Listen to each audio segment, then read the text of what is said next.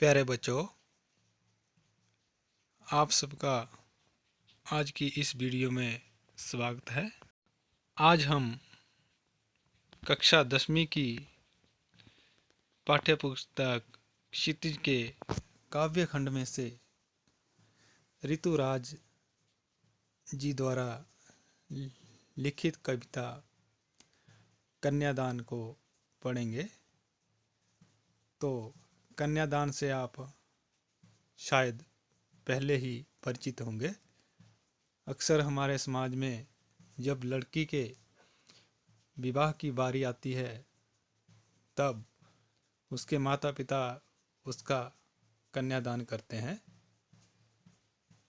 तो इस कन्यादान कविता में कवि ने उसी कन्यादान की बात की है।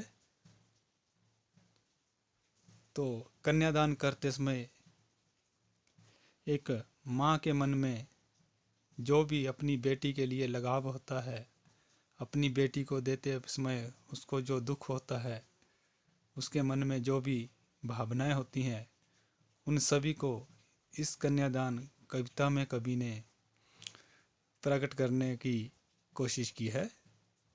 तो इस कविता में बेटी की माँ अपनी बेटी को लेकर चिंतित तो है, लेकिन वह हमारे समाज की चली आ रही प्रथा से विपरीत अपनी बेटी को सलाह देती है। यहाँ पर माँ अपनी बेटी को अपने अंदर सरलता, स्वाभाविकता और शीतलता जैसे गुणों को धारण करने के लिए तो बोलती है, परंतु अगर उसके जीवन में विपरीत परिस्थितियाँ भी आ जाती हैं तो उनसे घबराने की बात नहीं बोलती है। बोलती है कि जैसी भी सिचुएशन हो, जैसी भी परिस्थितियाँ हो, उनका तुमने सामना करना है, घबराना नहीं है, अपने आप को कमज़ोर नहीं पड़ने देना है। तो आइए इस कन्यादान कविता को पढ़ते हैं। कितना प्रामाणिक था उसका दुख, लड़की को दान में देते वक्त, जैसे वही उसकी अंतिम पूंजी हो। उस माँ के दुख में कितनी प्रामाणिकता थी, कितनी सच्चाई थी। उस माँ के दुख में कितनी सच्चाई थी जो अपनी बेटी का कन्यादान करते समय उसको हो रहा था। ऐसा लग रहा था जैसे वही उसकी सारी संपत्ति हो और उसी को वह दान में दे रही हो। मतलब माँ का दुख प्रामाणिक था, क्योंकि उसने अपनी बेटी को छोटे से ही पाल पोस कर बड़ा किया था और अब उसे वो दान में दे रही थी। उसका अब वो कन्यादान कर रही थी, तो उसके मन में दुख होना स्वाभाविक था। तो उसके बाद लड़की के बारे में बता रहे हैं। लड़की अभी सियानी नहीं थी, अभी इतनी भोली सरल थी।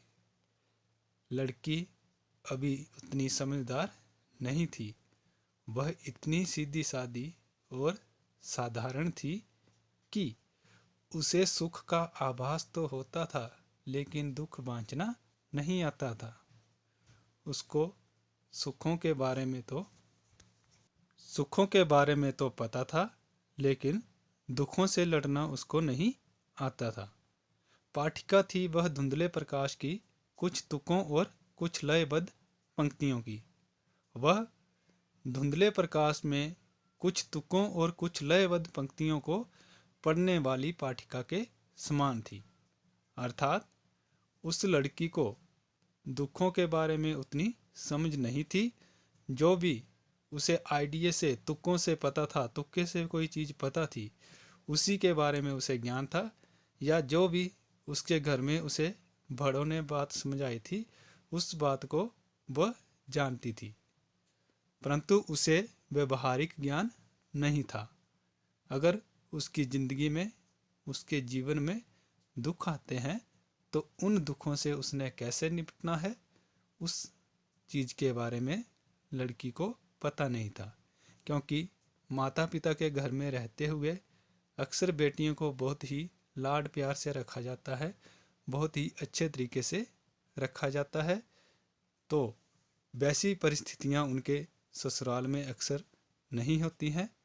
तब उस लड़की का नए जीवन में प्रवेश हो रहा था और उसके लिए वो सारी चीज़ें अनजान थी।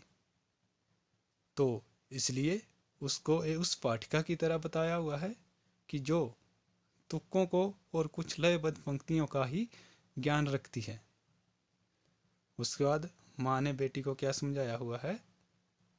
माँ ने कहा, पानी में झांककर अपने चेहरे पर मत रीझना। माँ ने बेटी को समझाया कि अपने भोले भाले चेहरे पर मत रीझना या अपने सुंदर चेहरे के ऊपर गर्व मत करना। आग रोटियां सेंकने के लिए है, जलने के लिए नहीं। आग खाना बनाने के लिए होती है, जलने के लिए नहीं। या रोटियां सेकने के लिए है, जलने के लिए नहीं। कहीं उस आग में तुम अपने आप को जला मत देना। वस्त्र और आभूषण बंधन है स्त्री के जीवन के।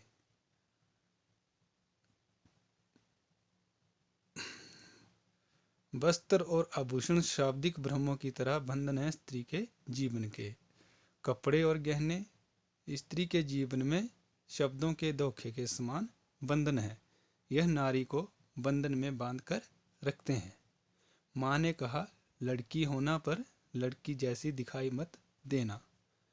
माँ ने बेटी को समझाया कि तुम लड़की तो होना, अपना स्वभाव, अपना आचार व्यवहार लड़कियों की तरह रखना, परंतु अपने आप को दूसरी लड़कियों की तरह कमज़ोर कभी मत पड़ने देना। तो इस कविता में माँ ने अपनी बेटी को सीख देने के साथ साथ सचेत भी किया हुआ है। यहाँ पर भी माँ को डर है कि कहीं दहेज के कारण मेरी बेटी को जलाना दिया जाए, तो वो बेटी को सचेत भी कर रही है कि तुमने हर परिस्थिति में अपने आप को कमज़ोर नहीं पड़ने देना है। अगर कोई मुश्किल आती है तो उसके तुमने सामना करना है। तो इस तरह से ये थी कन्यादान कविता, जिसमें कवि ऋतुराज जी ने परंपरा से हटकर एक माँ से बेटी को सीख देने की बात कही हुई है। धन्यवाद।